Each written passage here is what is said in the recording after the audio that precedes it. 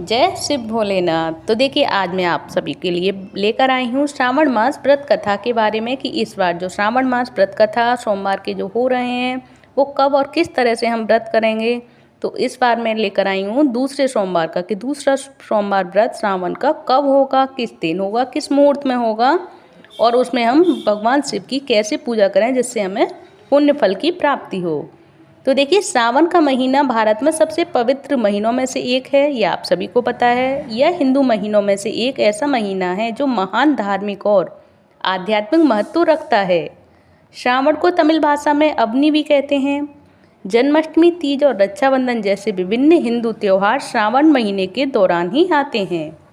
प्राचीन हिंदू शास्त्रों के अनुसार श्रावण का महीना भगवान शिव की पूजा करने के लिए समर्पित है। ऐसा माना जाता है कि इस महीने में भगवान शिव की पूजा करने से, उनसे प्रार्थना करने से और आहुति देने से लोगों को सुख और सफलता और समृद्धि प्राप्त होती है। तो वर्ष 2024 में जो दूसरा सोमवार सावन का है वो कब होने वाला है, तो मैं आप सभी को बता देती हूँ कि ये दूसरा सोमवार सावन का होगा 29 जुलाई 2024 दिन सोमवार को तो होता ही है सावन का। और हिंदी परंपराओं के अनुसार शिव भक्तों को भगवान शिव को प्रसन्न करने के लिए उपरोक्त सावन सोमवार व्रत तिथियों पर सावन सोमवार व्रत का पालन करना चाहिए। वे सावन सोमवार यानी सावन का सोमवार के दिन दूध, गंगाजल, बिल्वपत्र यानी बेलपत्र, सब्जियां, फल और अन्य चीज़ों से शिवलिंग की पूजा करके भगवान शिव की विशेष कृपा प्राप्त कर सकते हैं। तो देखिए, सावन के सोमवार का व्रत करके हम क्या परिणाम हमें मिल सकता है, मैं आप सभी को पहले वो बताती हूँ, फिर मैं बताऊँगी सावन सोमवार की पूजा विधि। तो श्रावण सोमवार में भगवान शिव की पूजा करने और श्रावण सोमवार व्रत का पालन करने से भक्तों को बहुत लाभ मिलता है।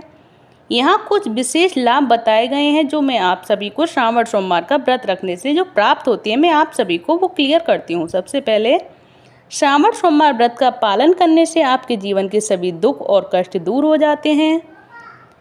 ऐसा माना जाता है कि देवी पार्वती ने भी इस व्रत का पालन किया और भगवान शिव को प्रसन्न करने के लिए घोर तपस्या की थी।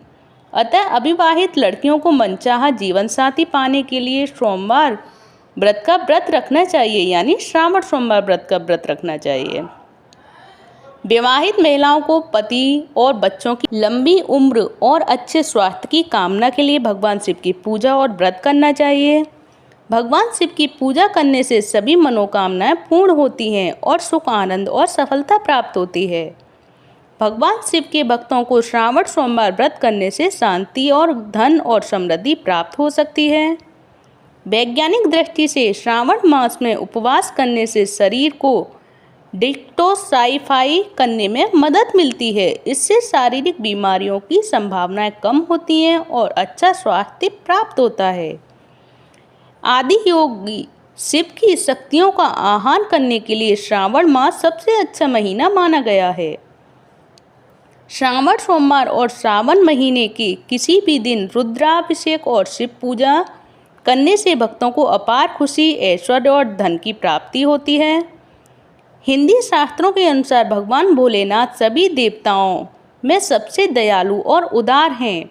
वह अपने भक्तों की सभी इच्छाओं को पूर्ण करते हैं और सच्चे मन और भक्ति से प्रार्थना करने पर आसानी से प्रसन्न हो सकते हैं। सावन का महीना, सावन के महीने में निम्न तरह से भगवान शिव की पूजा करने से आपके जीवन में खुशियां और सौभाग्य आ सकता है।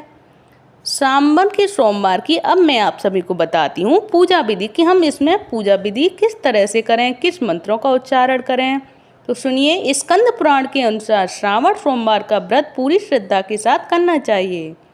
श्रावण सोमवार के दौरान भक्तों को दिन में एक बार भोजन करके व्रत का पालन करना चाहिए। वे दोपहर के आखिरी प्रहर या शाम को उपवास तोड़ सकते हैं।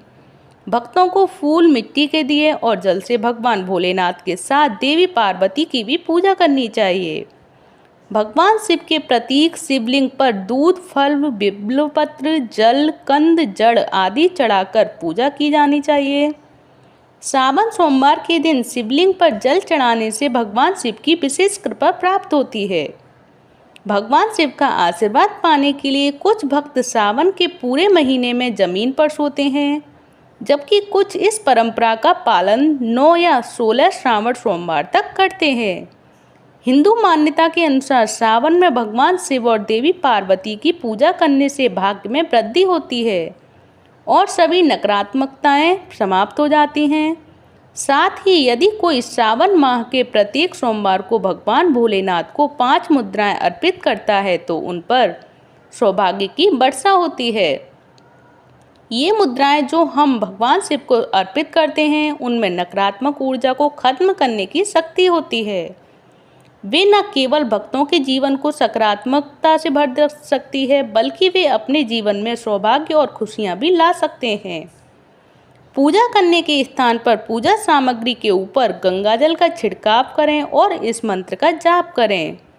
ओम पवित्रः पवित्रो वा सर्वा स्थागतोऽपिवा या स्मरेम पुण्यदिकाच्छः सा ब्रह्मभ्यतरः सूची। तत्पश्चात नीचे दिए मैं जो आप सभी को मंत्र बता रही हूँ उनको आचमन करके मंत्रों को पढ़ें। तो ओम केशवाय नमः, ओम नारायण नमः, ओम माधवाय नमः। इसके बाद मंत्र का उच्चारण करते हुए अपने हाथों को धो लें।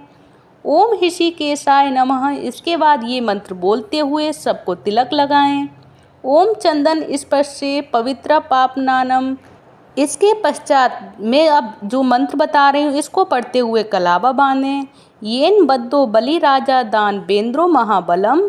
इस मंत्र को पढ़ते हुए कलावा बांधें। अब आप सभी दीप प्रज्वलित करें भगवान शिव शंकर भोले बाबा को और इस मंत्र का जाप करें। दीपो ज्योति परम ब्रह्म, दीपो ज्योति जनार्दना, दीपो हरतु पे पापन, दीपो ज्योतिया नमोस्तुते। अब भगवान भोलेनाथ को स्नान, दही स्नान, आचमन, आसन, शहद स्नान, घी स्नान एवं शक्कर स्नान कराएं। अब इस मंत्र का जाप करते हुए पुष्पांजलि अर्पित करें और माल्या आदि से सुगंधित दीपों को जलाएं।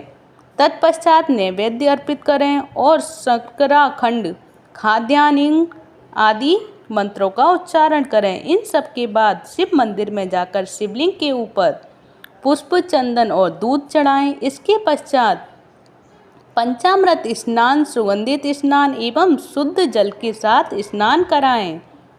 अब भोले भगवान को वस्त्र एवं जनेऊ अर्पित करें। इसके पश्चात मैं अब आप सभी को ये मंत्र बता रही हूँ जिसका उच्चारण करें और बिल्वपत्र चढ़ाएं और पुष्पमाला अर्पित करें। दर्शनम बिल्वपत्रस्य स्पर्शनम पापनाशनम अघोर पाप संहारम बिल्वपत्र शिवर्पाणनम। अब अपने हाथों में अक्षत और बिल्वपत्र लेकर भोलेनाथ की पूजा करें और भोलेनाथ को समर्पित करें। यहाँ शिव पूजा के अनुष्ठान बताए गए हैं जो आपको हिंदू शास्त्रों के अनुसार प्रत्येक सोमवार को करने चाहिए। और मैं जो आप सभी को बता रही हूँ कि दूसरे ये सावन के सोमवार में भी हमें ये पूजा अर्चना करनी ही है। तो सावन के पहले सोमवार को भगवान भोलेनाथ के शिवलिंग पर कच्चा चावल भी चढ़ाएं। सुनिश्चित करें कि आप जो चावल चढ़ा रहे हैं वह टूटे नहीं हों। चावल मुट्ठी भरकर चढ़ाएं। आप इसमें अधिक पवित्रता के लिए हल्दी भी शामिल कर सकते हैं।